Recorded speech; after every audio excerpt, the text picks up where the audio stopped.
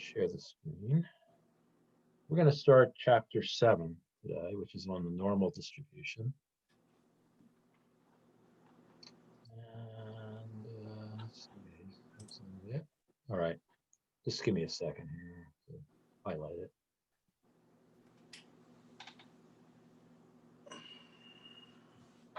There we go. Should work.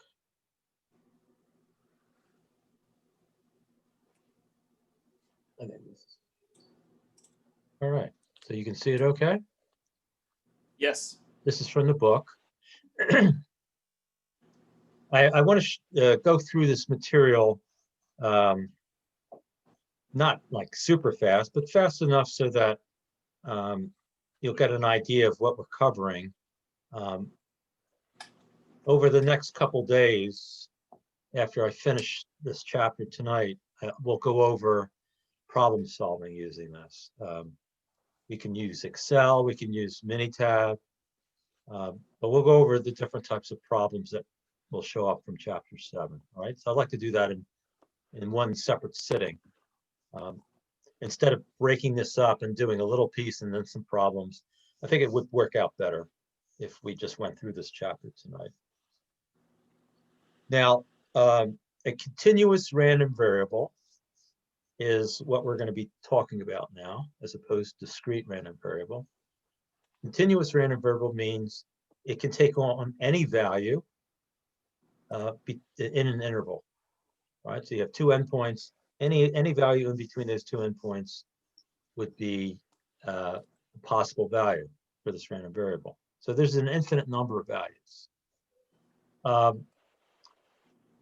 And then this idea of a probability density function, we talked about that a little bit when we looked at the binomial and the other ones that we looked at. We know that the PDF of probability density function answered the question, what is the probability that X, the random variable, is equal to some value? So it's equal to some value. And then we talked about the cumulative density function, CDF. I think we did. Cumulative density function, which answers the question, what is the probability that X is less than or equal to some value? Okay, we're going to talk about the same thing here. The difference is that in a discrete probability distribution, we only have a limited number of possible values. And with a continuous random variable, we have an unlimited number of possible values. So we're not going to set up a chart where we have X and P of X and list them all, because there's an infinite number of them. Now, if you do remember in the last chapter, we could represent a probability distribution for a discrete random variable with a histogram, right? A histogram. And the height of the histogram was the probability, right? So each individual value had its own rectangle, and the height of the rectangle was the probability, relative frequency, whatever you want to call it. Here, how many of you have taken calculus? Steve, did you take calculus before? Yeah, I'm taking it now, actually. You're taking it now. Okay, so it should be fresh. I'm How about you, taking it as well. Taking it now. All right. I'm taking calculus 2 right now. All right. So you're probably familiar with what I'm going to talk about. No, did you take calculus at any time in your life? I took pre-calc in high school, but I haven't taken calculus. Okay. Well, the way I would describe probability in terms of a continuous random variable is, take a look at a histogram, right? Remember, for a discrete random variable, there's a limited number of these bars. Picture that adding more and more X values and making each of the rectangles thinner and thinner. Can you picture that? In other words, more and more X's are represented in a chart, and the rectangles, because the width is not representing much anymore, it gets thinner and thinner. All right, so you can picture the rectangles packing together. Eventually, a time will come when the rectangle sort of disappears and what's left is a curve. Okay, this is how integral calculus, I mean, Mo, you're not familiar with this, but integration, that's how it's developed in calculus. They start off with rectangles, if you remember, and they make the rectangles thinner and thinner, right? They make the width of those rectangles approach 0. And that's exactly what we're talking about here. We're talking about making an infinite number of x's so that the rectangles are no longer even have any width to them. So here's the deal. In a continuous, with a continuous random variable, we cannot say that the probability of the random variable is equal to some value. It's going to be equal to 0. The probability is going to be equal to 0 for a particular value because the individual values hardly exist, right? They hardly exist. So what we can talk about in a continuous random variable is that probability represents an interval of values. An interval of values, okay? So that width of one value is 0 practically, so there's no probability. But we can talk about a width of values. Between two values, we can talk about probabilities. And that's exactly how it works with continuous random variables. So we end up with a curve. Now some curves will be skewed left, skewed right, or bumpy, whatever. They could look ugly. And other curves look more like a normal bell-shaped curve, right? So we're going to emphasize the bell-shaped curve over the other types in this chapter for the most part. And when we're talking about a probability distribution for a continuous random variable, here are the properties of them, okay? Now again, if you've taken integral calculus, remember, if you draw a curve, and again, Mo, pay attention to this too, even if you haven't taken integral calculus, you need to know this. Between values, now the x-axis represents the random variable values, running from 0 all the way up to some other values, okay? A represents some value and B represents another value, all right, along that x-axis. The area under the curve between these two values is what we're referring to with probability, all right? The continuous random variable is always the area between two values, and it's the area under the curve, all right? Is that clear? So again, if you were taking calculus, you would take the integral. You would have to know this function and take the integral of a function. But no, you don't need to know that at all right? People take this course and have never taken calculus or even pre-calculus and are fine. Now, there are 4 requirements for this probability distribution for a continuous random variable. Number 1, the vertical coordinate is a function of x. Right? Now, Mo, you've taken pre-calculus, you know about functions, right? Function is y value for a particular value of x, right? So that's what they're saying. There's some function, you know functions, it could be 2x squared, x cubed, whatever. All right, so that's a function. So this curve can be shown as a function. Number 2, the range of possible values is along the horizontal axis. Infinite number of them. Number 3, the probability that x will take on a value between a and b will be the area under the curve between points a and b, as shown here. So the area itself is going to be the probability. The probability density function for a continuous distribution is expressed in algebraic terms, and the areas beneath are obtained through mathematics and calculus. Again, Mo, don't worry about this. We're not using calculus at all, period. Any of the tools that we're using for this course will be in Microsoft Excel and Minitab, and both of them know how to do calculus. So the calculus will be done for you. You just have to know the steps of what to do, right? And believe me, I've taught this to people who have said they got C's or D's in math throughout their high school career and got an A in statistics. All right, so you can do this without a great math background. You just have to think logically, and most students can, everybody can.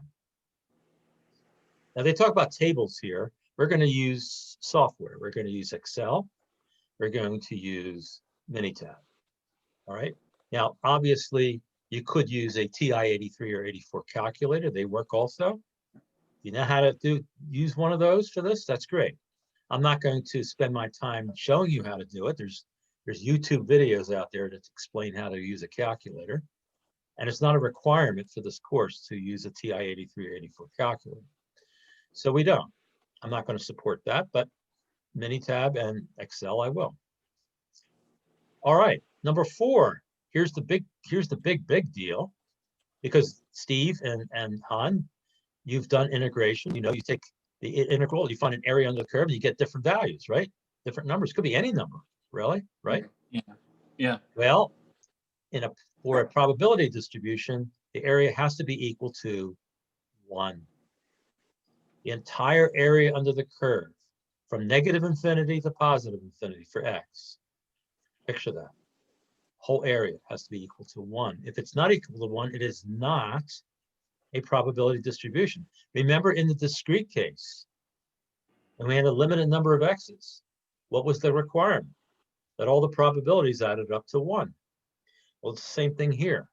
The probabilities in this case are ranges of values of x. And if you could picture the range being the entire curve, then the area under that is equal to 1. All right? If it's not equal to 1, it cannot be a continuous probability distribution, period. It has to be equal to 1. All right? That's one of the requirements. Okay. And why does this work so well? Because any of these areas that are subsets of that are going to be between 0 and 1, won't they? If the whole area is equal to 1, then any smaller area has to be between 0 and 1. Correct? Yeah. Yeah. Yeah. And that meets the requirements of probabilities too. See how it works? So the whole area is 1. Any subset of that is going to be between 0 and 1. And that's the definition of a probability. All right? So it works really well. If we wanted to, we could draw geometric figures on a chart using straight lines. For example, I could draw a line with a negative slope that runs from the y-axis all the way down to the x-axis, right? I could find the equation of that line from the 2 points, the 2 intersections of the y-axis and the x-axis. I could do that, find the equation of that line, and then find that the area inside that rectangle, triangle, all right, the triangle, would have to be equal to 1 for it to be a probability distribution. Okay, so we could find areas like that, find triangles like that we could put onto a chart, and they would be probability distributions too. All right. Let me think of an example. See if this would work. Yeah, suppose the line that runs from the y-axis, let's say it intersects the y-axis at 0.0, 2. Notice it's a height of 2. And then it intersects the x-axis at 1, 0. Okay? So it has a height of 2 and has a base of 1. What's the area of that triangle? Well, the area of a triangle is 1/2 base times height. If the height is 2 and the base is 1, and we take 1/2 of that product, we get 1. So whatever that line is that runs from the point 0, 2 to 1, 0 is a probability distribution. And it would run from x is 0 up to x is equal to 1. Anywhere else, it would be 0, right? It runs from 0 to 1, all right? In other words, it's inside this first quadrant of a graph, okay? Quadrant number 1. Now, we're not going to do that. I mean, we could, you know, but that's the understanding, is that that area is equal to 1, okay? We could do the same thing with a quarter of a circle. We could find that quarter of a circle that has an area equal to 1. We could. A little bit of algebra, we could figure out what that quarter of a circle is. We could do that too.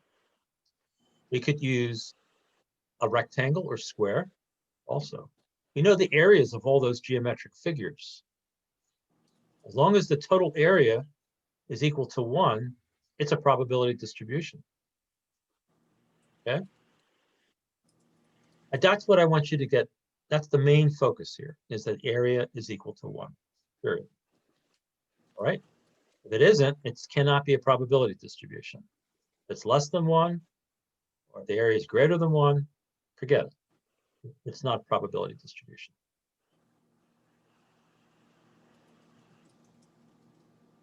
Now, one that we're going to focus on is a special one called the normal distribution, because it's used throughout statistics. Okay, that's why we teach it, as opposed to triangles and rectangles and circles and all these other things. The normal distribution has certain special properties, and you'll find out why we use it in chapter 8. In chapter 8 is the be with all and end all of inference. It is the reason why we can do what we do in statistics. Without chapter 8, statistics would simply be graphs, charts, and what else? Probability. And then it would end. Be one course. And that's it. And it would be the same type of thing that was available up to what? Up to the 20th century. That was it. That was statistics up to the 20th century. It was just that. Right? So what came about? It was this really powerful tool in chapter 8, which I won't talk about now, which I will in a few days.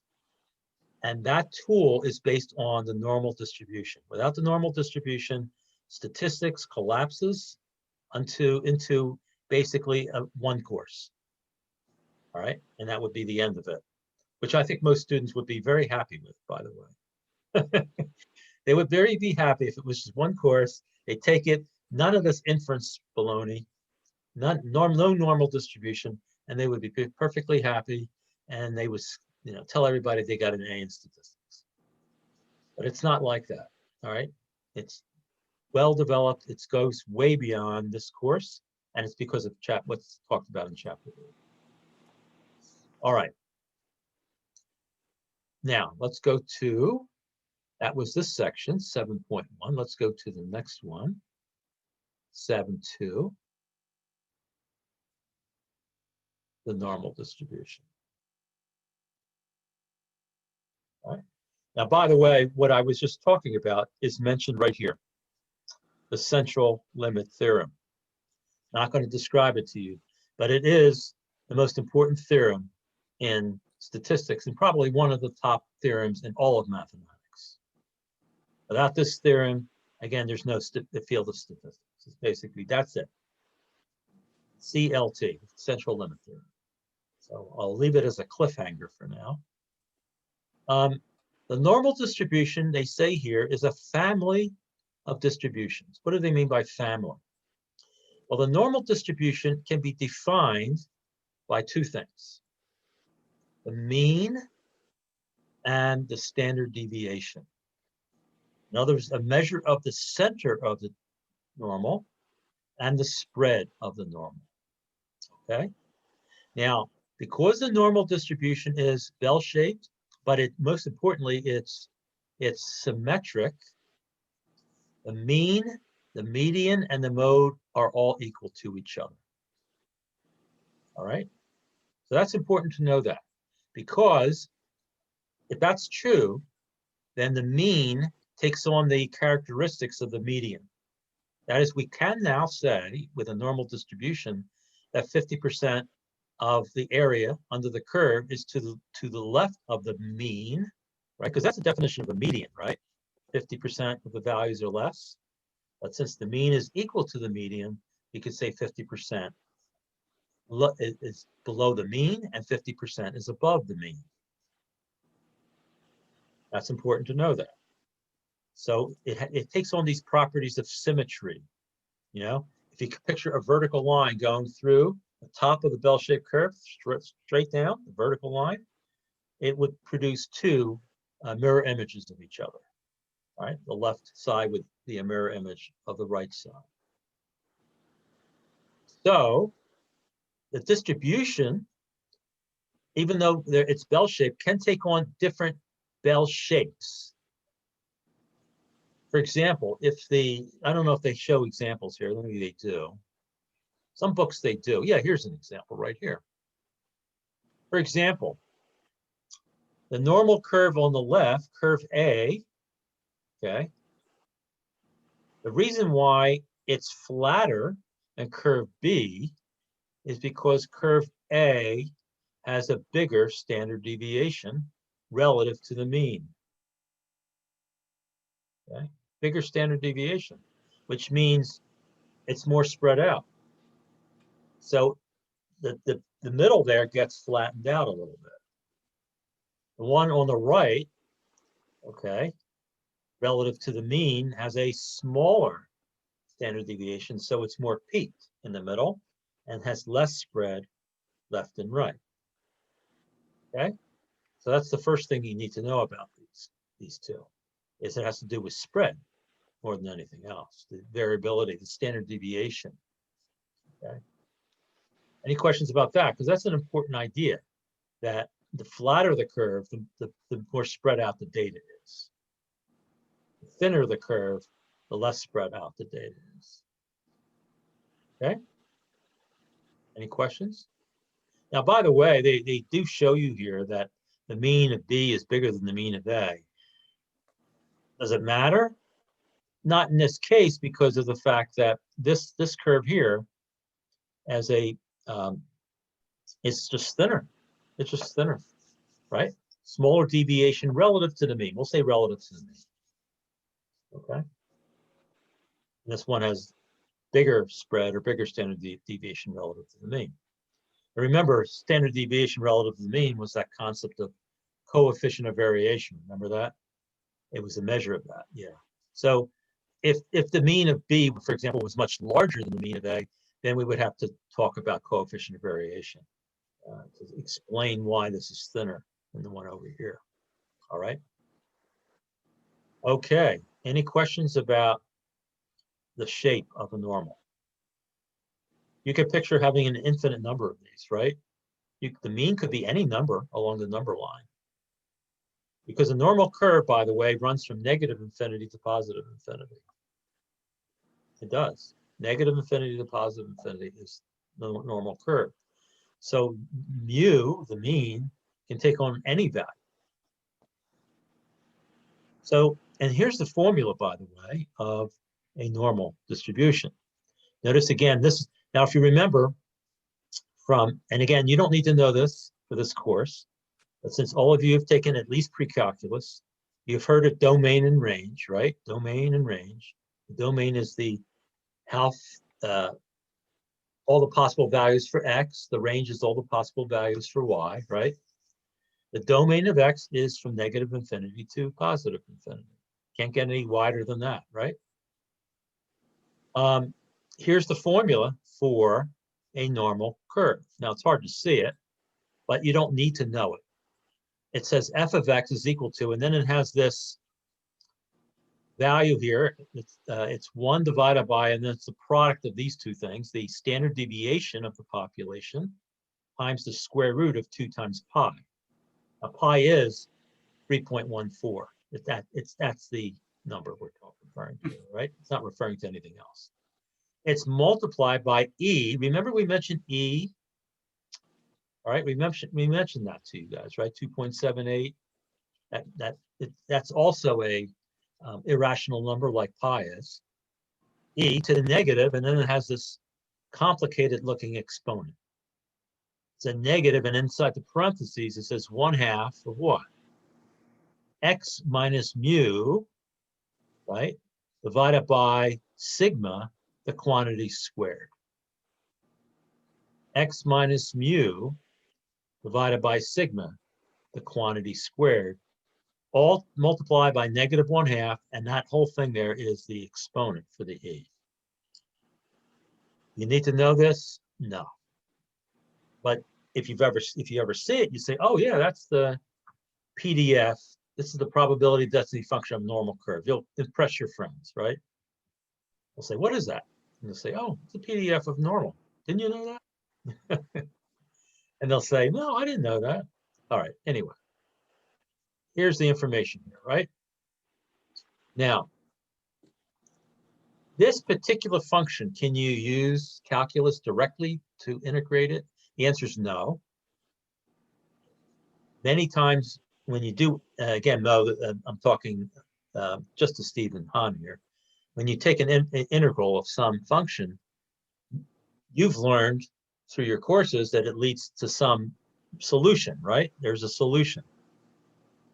This particular function, and there's many like it, do not have a solution through the techniques of calculus. So they have to use a what's called numerical methods. It's a special approximation. They actually talk about it in calculus books, but most people don't pay attention to it. But it's some sort of numerical method in computers. They program computers to do this. Interestingly enough, even before the advent of computers, people created these tables. And they came up with probabilities for different values of X, all right? So that's what's really remarkable, is that without the use of computers, people figured out how to use this formula using numerical methods. Way beyond this course, and really the comment I'm going to say to you is, who cares?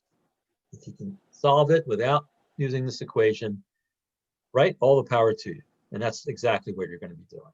So take a good look at it and say, bye-bye. Not going to look at you anymore in the rest of my life. All right. Now, how do we find areas with this normal curve? Well, we're going to take advantage of the idea that it's symmetric. And interestingly enough, there's something called the empirical rule, which is stated right here, which, by the way, you won't need to know. I mean, it's a nice, fun thing to know if you wanted to memorize these numbers here. But you're going to be using technology to find the areas under the curve. This is kind of a little fun fact. If you know the mean and standard deviation of a normal, if you take the value of the standard deviation and subtract it from the mean, make that your left endpoint, and you take your standard deviation value and add it to the mean and make it your right endpoint, the area under the curve between those two values for any normal curve is going to be approximately 68%. Now they're being very precise here, 68.3%, but most books say about 68%. Okay. If you take your standard deviation and multiply it by 2, and then add that and subtract from the mean. So your left endpoint will be the mean minus 2 standard deviations. The right endpoint would be the mean plus 2 standard deviations. The area in between those two values is approximately 95%. Then if you took your standard deviation and multiplied it by 3, and added and subtracted that from the mean, and it'd be almost the entire curve, 99.7%. And by the way, you'll never get the entire curve this way, right? No matter how many standard deviations out you go, yes, you'll get close to 100%, but you'll never get there because it's from negative infinity to infinity. It's not going to ever get there. But this is good enough, okay? Now, what is this telling you? It's telling you basically that you really don't need to be that far away from the mean.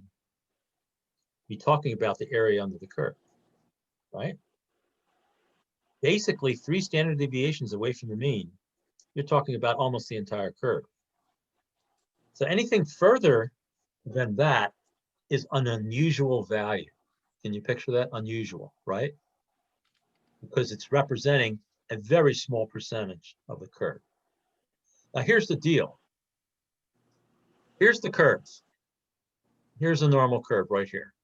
Mu is the mean in the middle.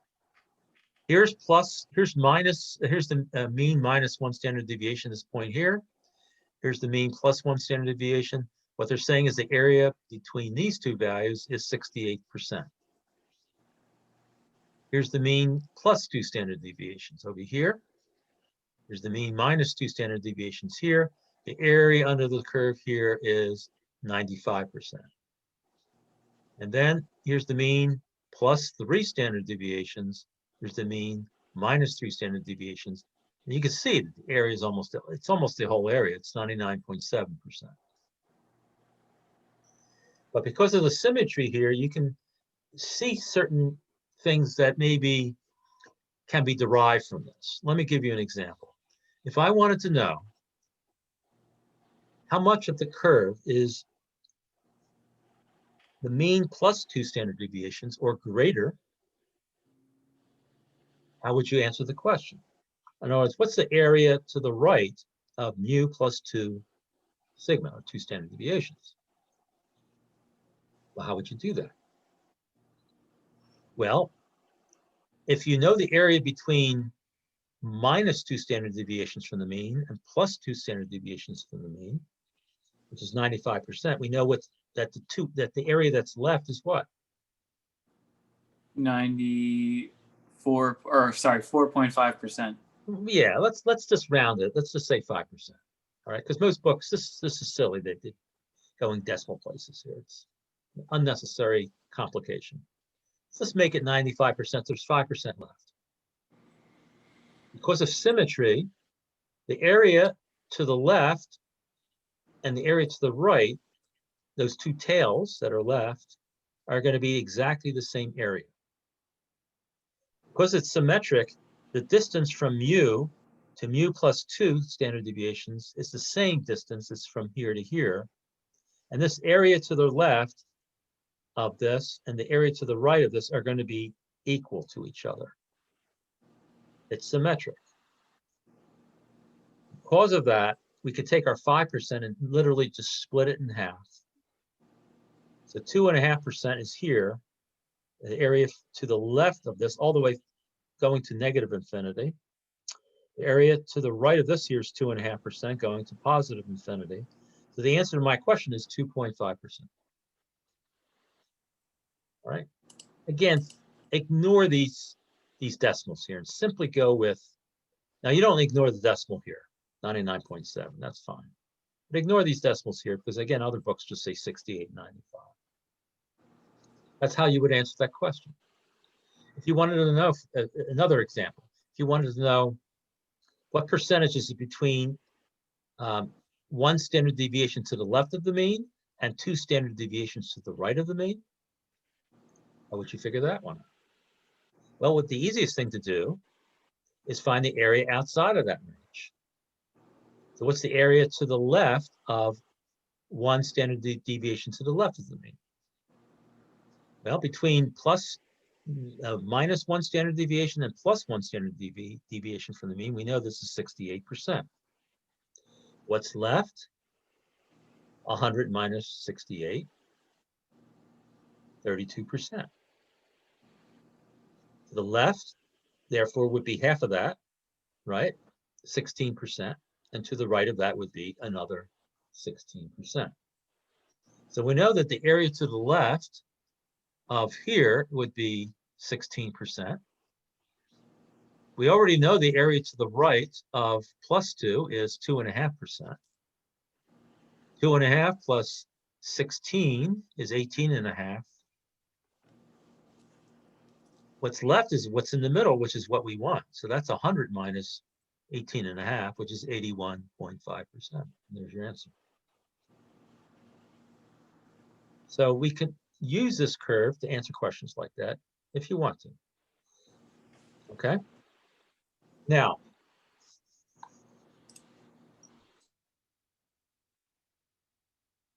the area to the left of any value along this curve here is called the cumulative probability. It's the probability that x, the random variable, is less than or equal to that value. All right? That's important to remember that, because when we're going to use the software, many times it's going to ask us about cumulative probability. That's what's going to be the software is going to give you. The other thing is,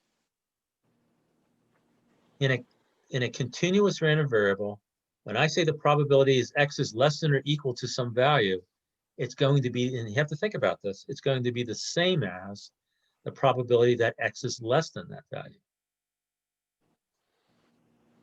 In other words, probability x is less than or equal to 2, let's say 2, is going to be equal to the probability that x is less than 2. And the answer, and the question is why? How can we say that? You can't say that with a discrete random variable, right? It doesn't mean the same thing, right?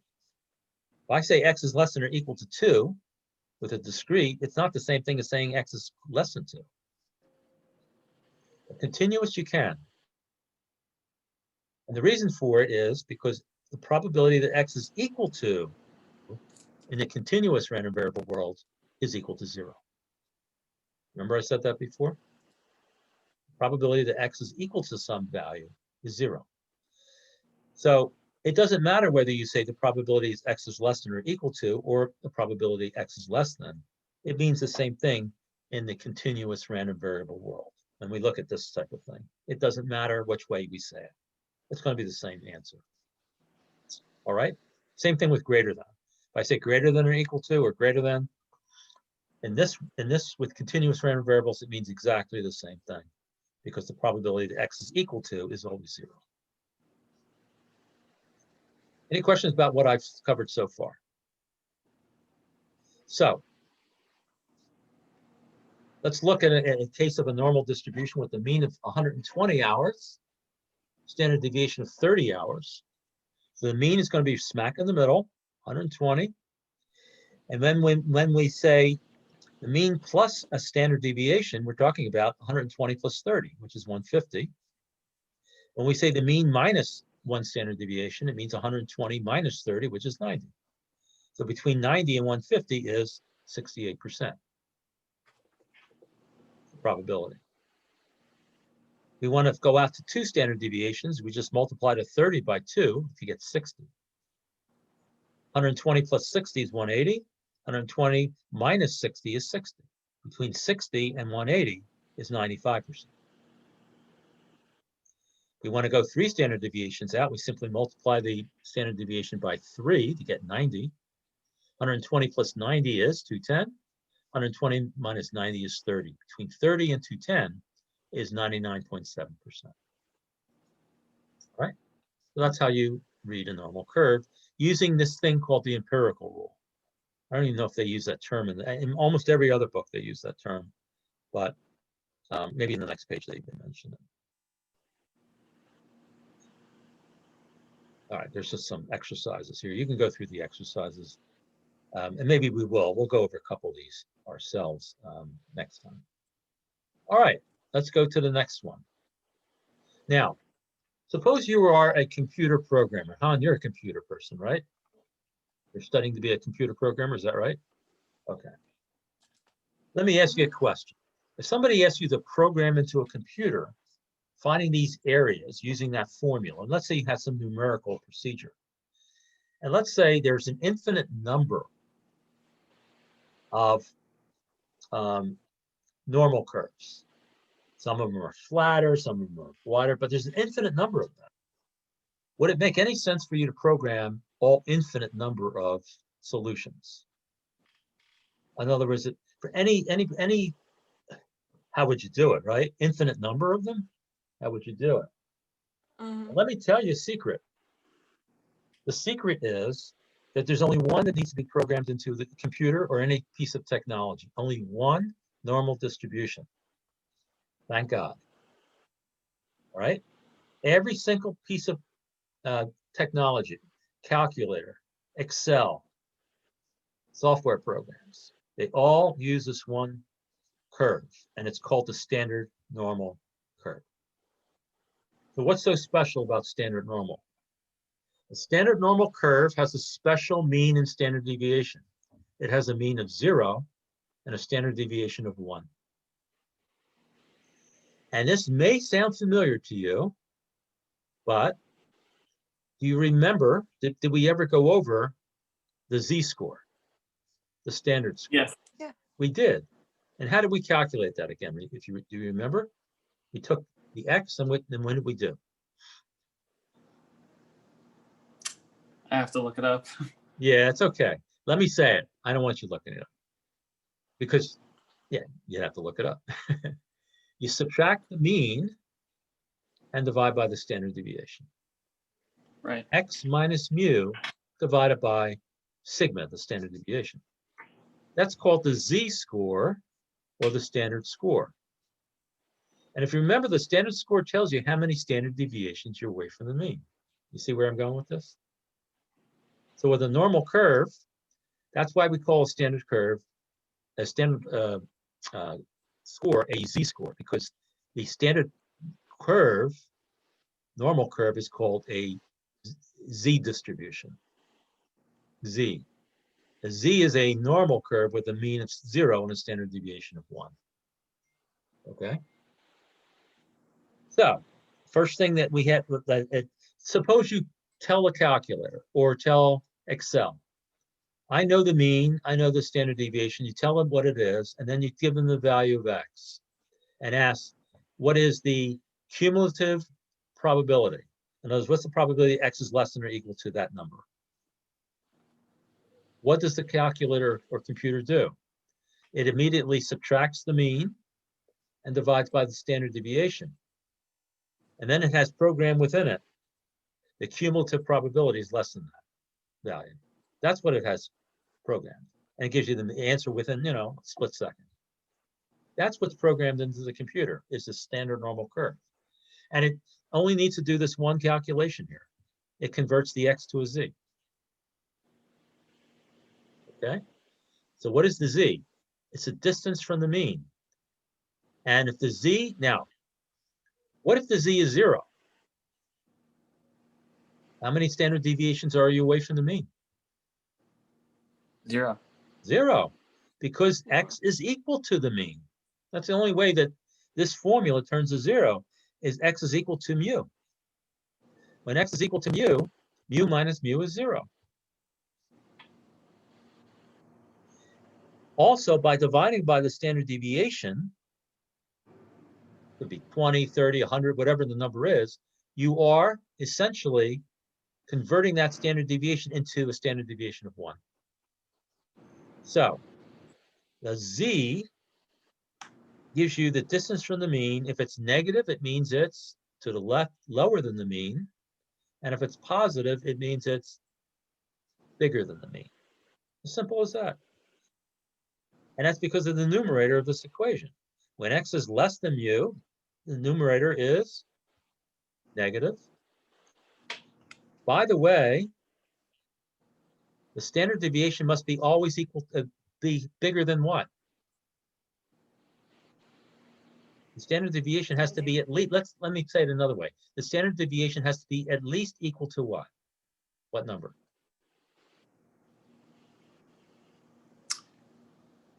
This might show up in your final exam, actually, this question. Hang on, give me a sec to. Let me give you a hint. The standard deviation is a measure of variability. What's the lowest variability that you can possibly have? Think of variability meaning the differences between the values. What's the lowest variability that you can have? Put a little 2-letter word next to the left of variability. That tells you the answer. What's that 2-letter word?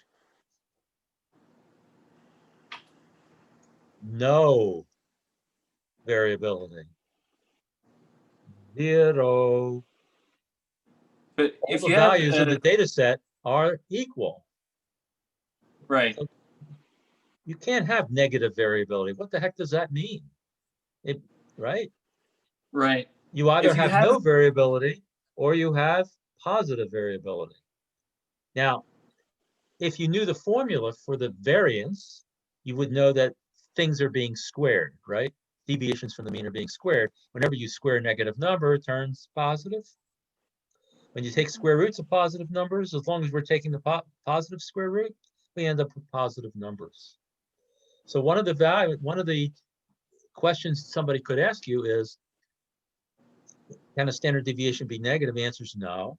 It could be 0, but it can't be 0 here. Right? You can't have 0 in the denominator won't work. But I don't know many data sets that have 0 variability. Almost every data set has positive variability. So here's the point. The z, if the numerator is negative, the whole thing is negative because the denominator is always positive. If the numerator is positive and the denominator is always positive, this whole thing is positive. So when x is to the left of the mean or lower than the mean, we have a negative z-score. And when x is bigger than the mean, the numerator is positive, we have a positive z-score. So the sign of the z-score tells us which direction relative to the mean we are, and the value tells us the number of standard deviations in that direction that we're away from the mean. Does that make sense? Mhm. It's important to know all these things I'm telling you. This is a conceptual thing that I'm mentioning to you. So for example, if the mean of a normal curve is 120 and the standard deviation is 30, if x is 120, well, that's equal to the mean, we know z is 0. If x is 160, that's bigger than the mean, we know we should have a positive z. It would be 160 minus 120 divided by 30, which is 40 divided by 30. 4/3, right? Or 1 1/3, which is this.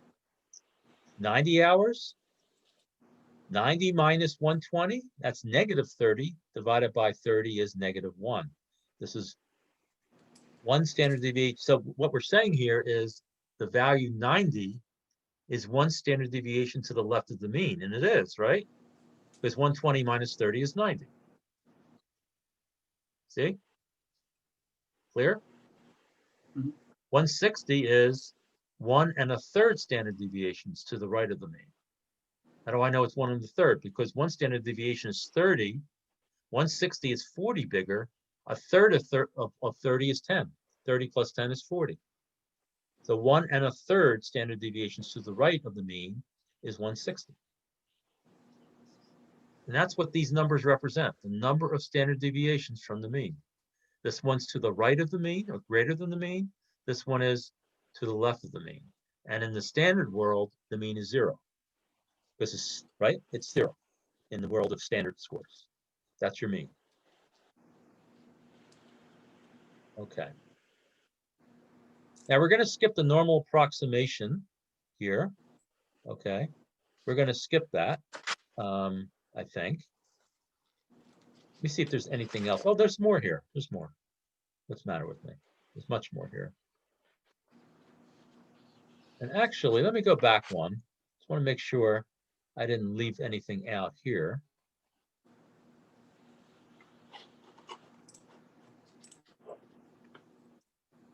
I think we did. We covered all this, didn't we?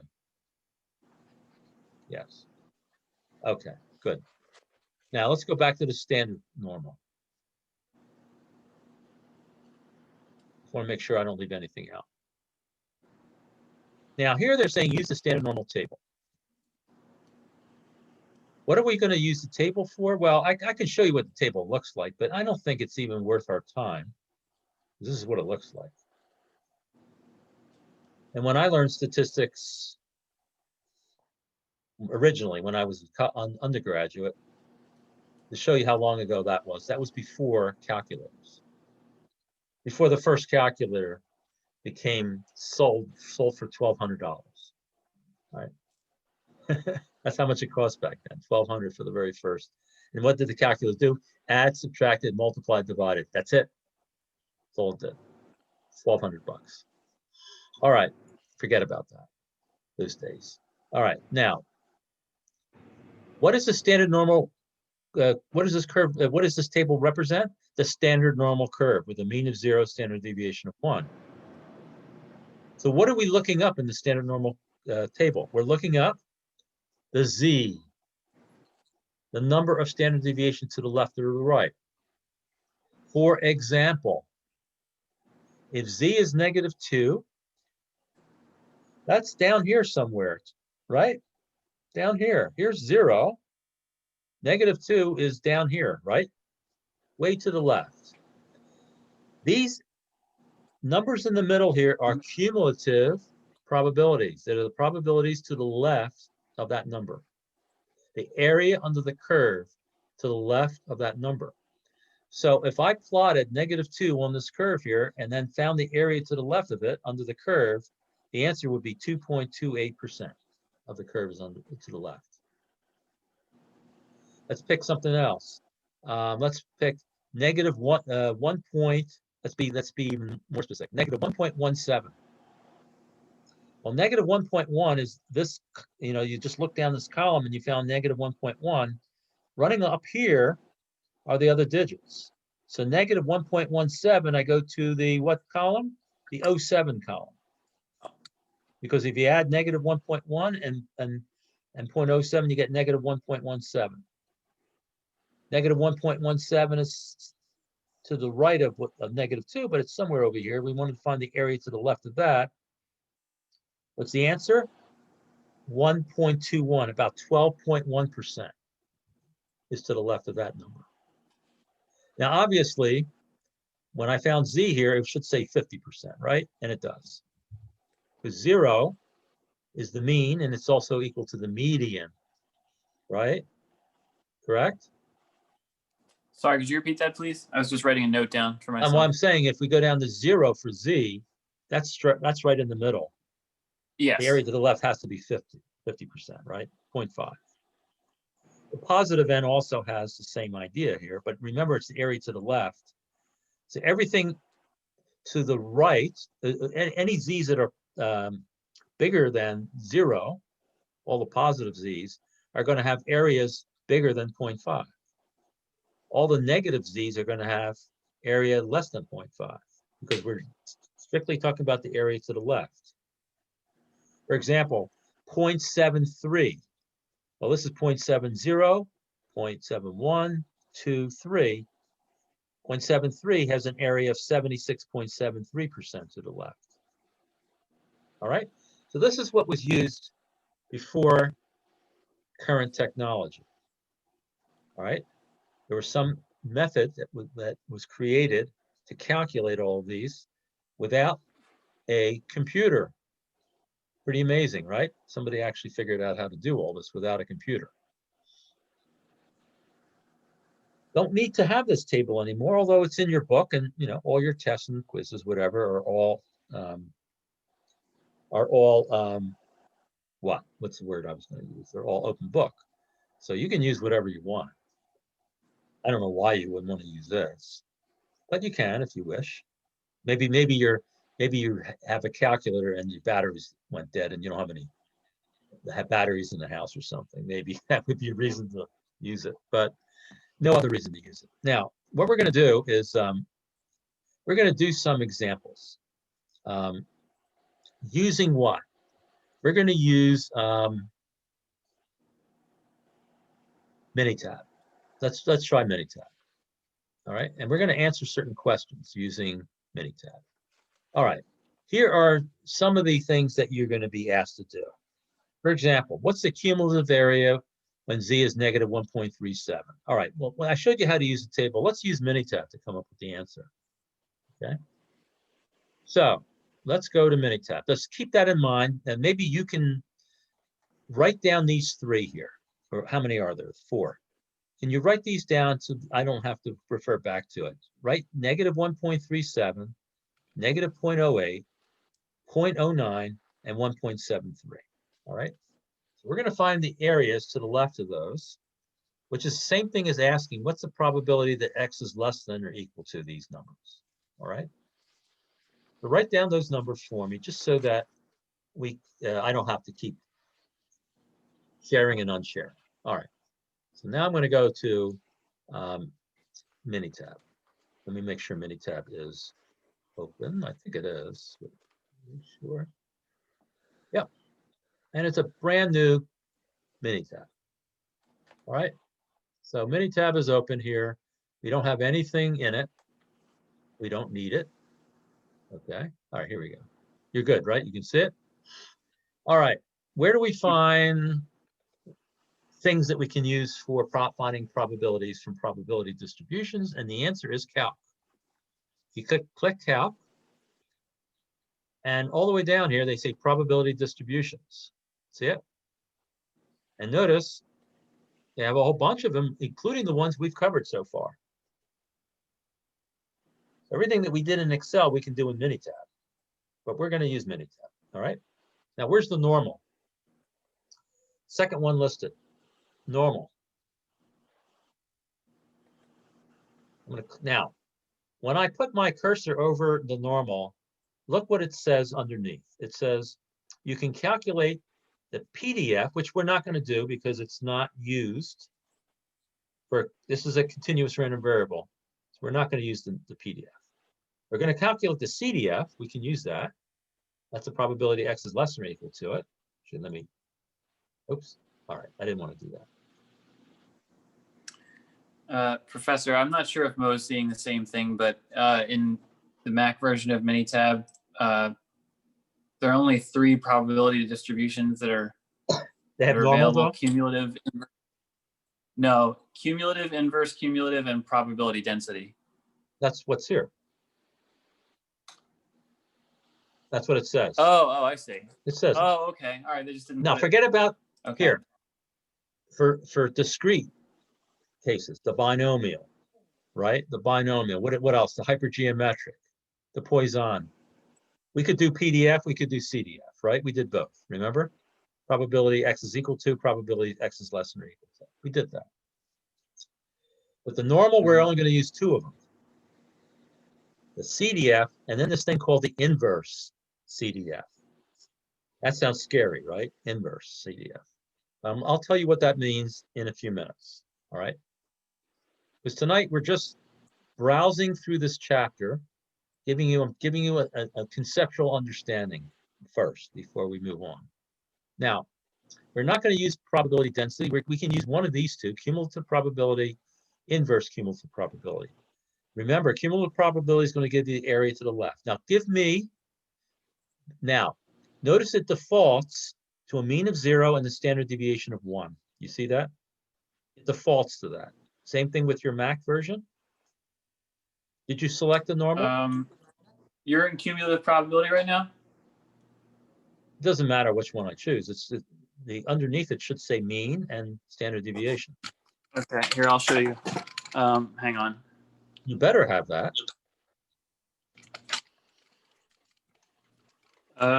You can't do Sorry, it's anything on without that information put in. How can you not do it? Right.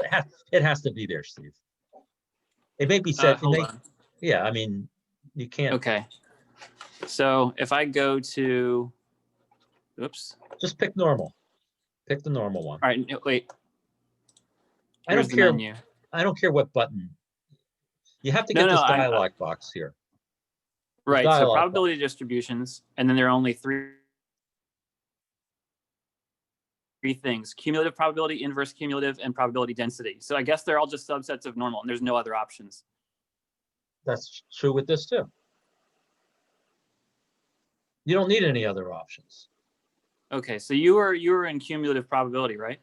All right, so what you're telling me is when you click probability distributions, you're just seeing 3 things show up? Yes.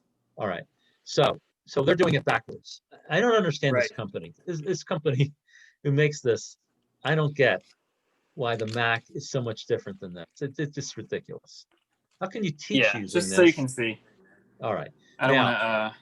that's fine. Let's do All the right. let's do cumulative probability. Choose that one. Now, does it give you a list of possible probabilities to use? Yes. All right, then pick the normal. So basically,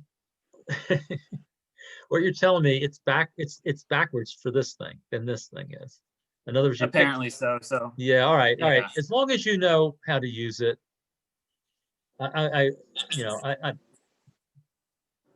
I would use some other software program from now on. This is like incredibly ridiculous. How can you teach using this? Anyway, now you should have hopefully a screen that looks like this, where it's asking for the mean and standard deviation, right?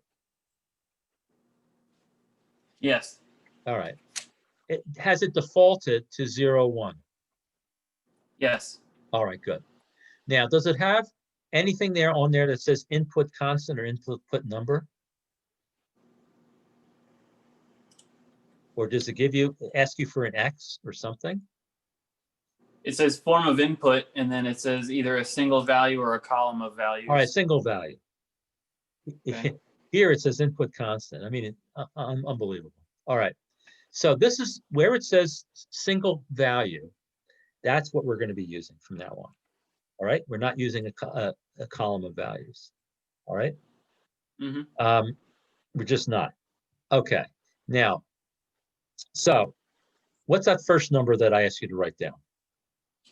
Negative 1.37. Type that one in there. Negative one. What is it? Negative what? 1.37. Negative 1.37. Click OK. Hopefully it says OK, not some other word like yes. I mean, talk about being different. Let's just make it as different as possible, right? All right, click whatever. And you should get, hopefully, something that looks like this, where it gives you your X, and then the probability that X is less than or equal to X. Do you get Yeah. 0.085? Yes, yes. Exactly the And a same. bunch of other decimals. Yeah, everybody's getting that, right? Mo, Han. Now, Han, you have what I have, right? So you're just following along. Mo, are you getting what Yeah, Steve? exactly that. All right, good. As long as you guys know what Mac is doing, that's fine. All right. Now, what did we just find? First of all, the negative, it's not really an X here, it's a Z, but it says X because a Z is when X is 0 and the standard deviation is 1, right? Okay. When we say X is negative 1.37, when the mean is 0 and standard deviation 1, we're saying that's a Z. That's to the left of 0. So that means the probability has to be less than a half, right? Less than 0.5. And it is. It's 0.085, 8.5%. Okay? So that's called the cumulative probability. All right. Now, let's do another one. Let's do the next one. Now, unfortunately, I don't think you can go back. I think I have to X this out. I guess what we could have done is listed all three of them, right? And asked for them to come up with a column of answers. That's what the column of answers allows you to do. If you have a bunch of them to do, then you just stick them all in there, right? If it's all the same mean and standard deviation, you can just put them all in. Okay, but let's do them one at a time. Can't hurt doing that. All right, so you do it the way you're supposed to do it. I'll do it my way. What's the second number? Negative 0.08. Negative 0.08. All right, so it's negative 0.08. Oops, I put star. Can't be that. Negative 0.08. All right. It should be slightly less than 0.5, and it is 0.468, right? Mm-hmm. Yeah. Okay. Now this will match what's in the table.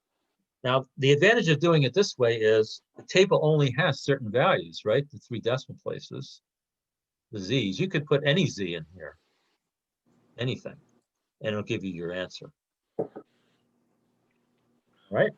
So you get the idea of how this works? Now, Yes. what if I want, all right, let me give you another one.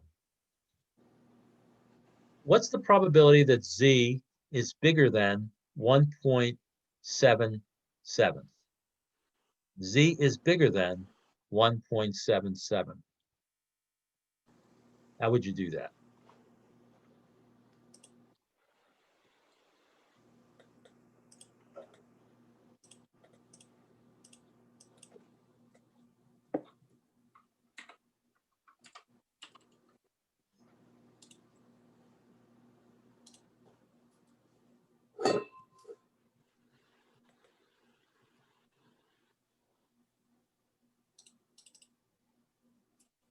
And I want you to round the answer to 3 decimal places. How many? 3. I want to know the probability that X is greater than 1.77.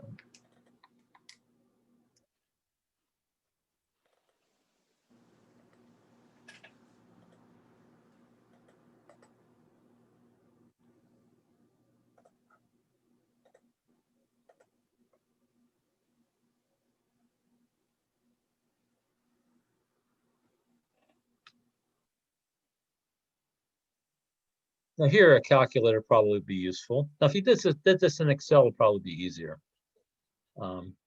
I would do it in Excel, but I wanted to try to show you how it's done in Minitab. So what's your answer? Is it what I have on the screen there? Is that the answer?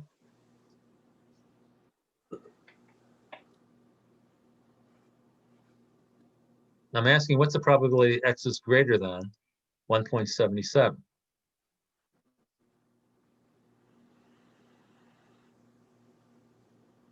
I have something that's being displayed there, right?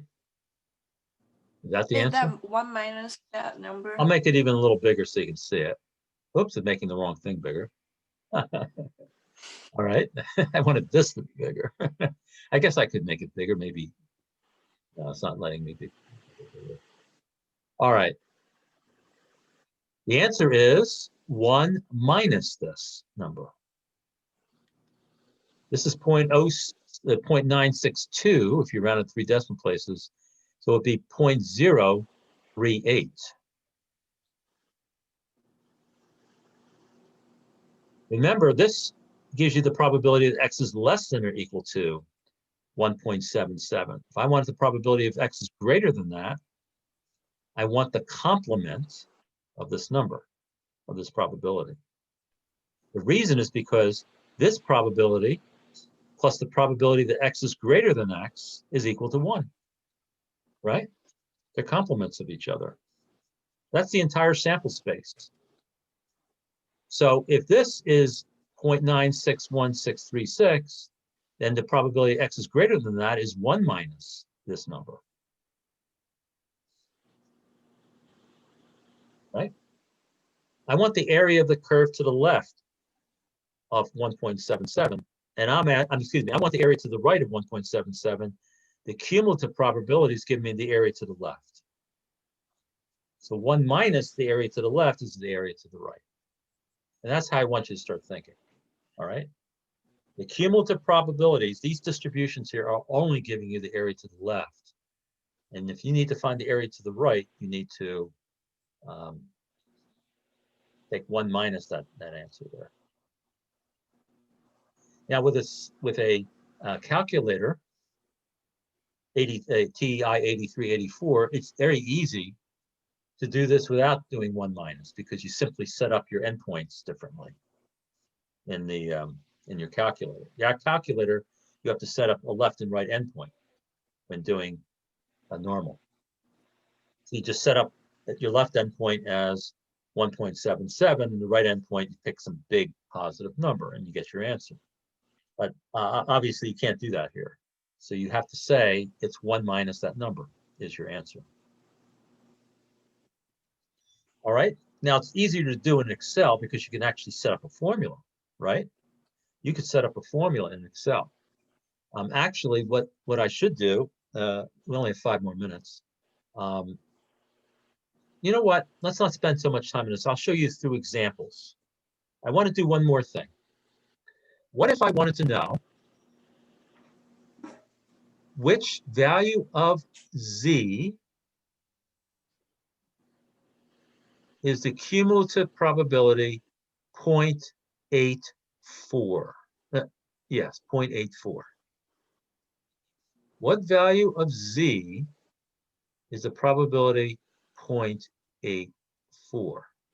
Now, what I'm asking is, I'm giving you the probability, okay? This probability here, I'm giving it to you. The cumulative probability, I'm asking what's the value of x, or in this case, value of z. So this is where you do the cumulative, the inverse cumulative function. You do calc, well, you do it your way. Just pick the inverse function. And I'm going to click inverse here, inverse cumulative probability.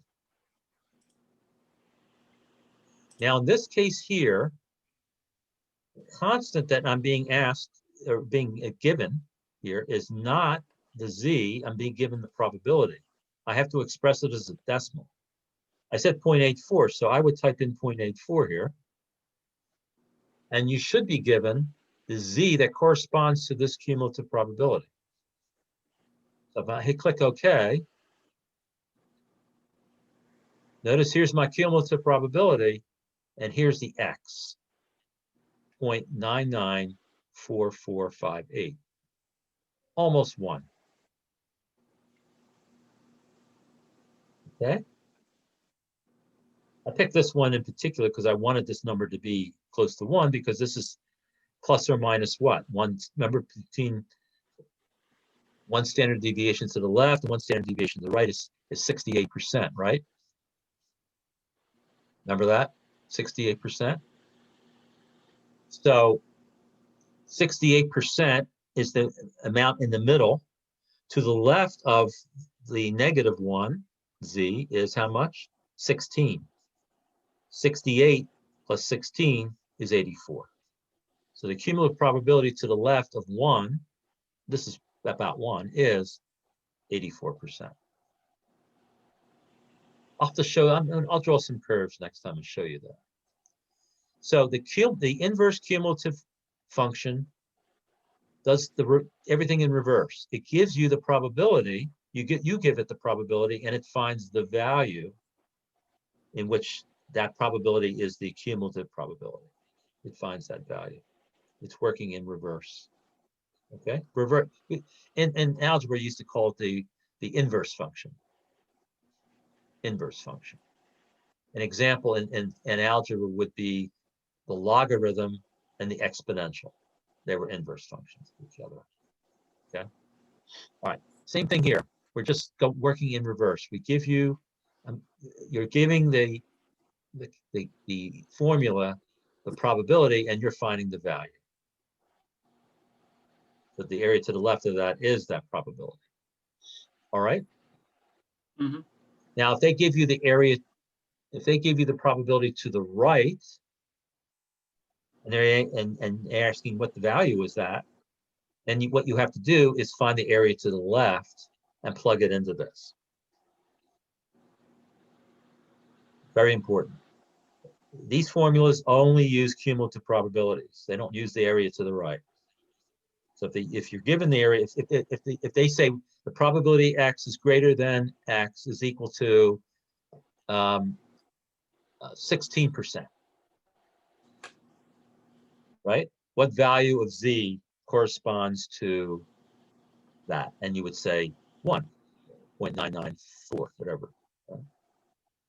Mm-hmm. One other thing I want to do before we stop. One more thing with this. Traditionally, if we use these tables in the past, because the table was only the standard normal, and we wanted to find probabilities like this, and suppose we had other probability, just other normal curves, such as the mean is 100, standard deviation 10, whatever, anything, right? What you had to do was to use the tables, you had to convert everything to a z and then look up the probabilities. But you don't have to do that anymore, because all the software does it for you. So if I was interested in following, I'll show you one example, actually 2 examples. Let me just watch what I'm doing. Suppose I know that the mean is 100 and the standard deviation is 10. Let's say a test score, some sort of test. and then let's say I want to find a cumulative probability. So the mean is 100, standard deviation is 10. And I want to find what's the probability that X is less than, let's say somebody scored a 78 on their test, right? I want to know what's the probability that somebody scored less than that, a 78, all right? In other words, I want to find the cumulative probability of that. So I'm going to put 78 in here. Click OK. 1.39% is the probability. And the reason is because 78 is 22 less than the mean, and 22 is more than 2 standard deviations away from the mean. So it's going to be a small percentage. What if I wanted to do the reverse? What if I wanted to say, let's do it again. Let's do the inverse one. Right? I still put my mean and standard deviation in, but in this case, I want to find, let's say it's a test, and let's say only people who score in the top 10% of this test will be interviewed for a job. All right, so let's say it's some standardized test, and you want to know what's the minimum of test score to be interviewed for the job. Well, the top 10% also means the percentage less than that is 90%, right? Top 10% would be to the right of that number, that score, and 90% below. So I want to put 0.9 in here because that's my cumulative probability, right? Cumulative error is 90 if what's bigger is 10. And I'm going to find that score. Now it's going to be what? It's going to be bigger than 100, right? For sure. Let's click OK. 112.8, and you might want to round it to the next whole number. Say you have to score 113. You have to score 113 or above on this test to be interviewed for this. Okay, that's how to use inverse cumulative function. When you actually have the actual numbers, what's happening behind the scenes? The program's converting that normal distribution to a standard normal and doing all the arithmetic. So it's converting to a standard normal, finding these answers, and then converting back from the standard normal to what? The original normal, and gives you the answer. You don't have to know all that arithmetic. This is great, right? People who complain about, I don't know any math, I can't do math. You don't need math. You just need to know the steps of doing this. You don't need to do algebra here. There's no algebra. See what I'm saying? You guys have it easy. I'm serious. You do have it easy. You just have to know the steps of what to do. And I've seen students who, they say, I've always failed math and do well on these tests. They know what to do. All right. What I've showed you tonight was basically the basics. That is, if I give you a value, what's the probability? If I give you the probability, what's the value? See? What we're going to do next time is just do a bunch of problems. All right? We're just going to do a bunch of problems so that you can be very comfortable in using this. And that's all there is to this chapter, is this what I just showed you. The basics. And we can use Excel also. I'll show you how to do this in Excel too. And it'll be up to you. Which one do you prefer? Yeah, this is a little clunky using this, especially with the fact that you guys, the Mac people, doing something completely different than the PC people do. But the Excel should be the same. Okay, the Excel should be the same. And don't worry about Excel because I know how to use Excel, the newest version of it. This book is from 2011. This is old. Remember what kind of, we're talking about Excel 10 years ago. Excel has improved over 10 years. So, so you can do a lot more with Excel now. But we'll use Excel also next time, and then you make your choice what you want to do. And if you have a calculator, fine, use your calculator. I don't really care, to be honest with you. Whatever is best for you. If I give you a data set, you can enter it into your calculator in a stat list, if you have an 8384 calculator, or you can enter it into a spreadsheet, either here or in Excel. All right, any questions? You get the idea of what we're doing with all this now, sort of? Yeah, that's all there is to this chapter, really. Those two things, finding probabilities or being given probabilities and finding values, and that's it. And other books, they literally just say that. This section, finding values. Next section, finding probabilities. I mean, it's literally like that. And with these tools that we have, Minitab, Excel, calculators, we don't even need those tables anymore. The tables are a complete waste in modern times, unless they're more like backups for people who don't like technology. Maybe your technology's not working or something. Then, all right, fine. Use the table.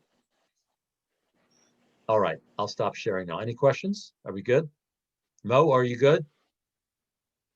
Good. All right, good. So, Steve, you're good? Han, Yes. you're good? All right, pretty easy. All right, so we'll do lots of problems next time, and that'll be it for chapter 7, because that's all there is to it. And that's all we want to spend time on is these basics, so that when we get to chapter 8, so it won't be so confusing. Because one of the first things you're going to learn is that central limit theorem, and your head's going to spin a little bit. So, just like, in the movie Poltergeist or some other movies where you see the head spin around like that. Exorcist, you mean? Exorcist. But no, there was nobody, no heads. What movie? I wasn't thinking Poltergeist. There was another movie with Michael Keaton. What was that called? Beetlejuice. That's what it was. Where his head spins around. Yeah. All right. That's the movie I was thinking of. All right, guys. So I'll see you next time. All right. And again, Mo, make sure you get me the homework and do finish the video from last time, and you'll see what additional homework problems you need to send to me. Got it. Okay, good. So I'll see you next Tuesday. All right. And I will be developing a couple quizzes for you coming up for you to take, but it won't be due on Tuesday. All right, for sure. I'll tell you more about that next time. All right, Okay. guys. So that's it. And let me stop the video, and I will see you later. Okay? All right. Have a good night, Bye, Professor. Professor. Thank you. You're welcome. Take care.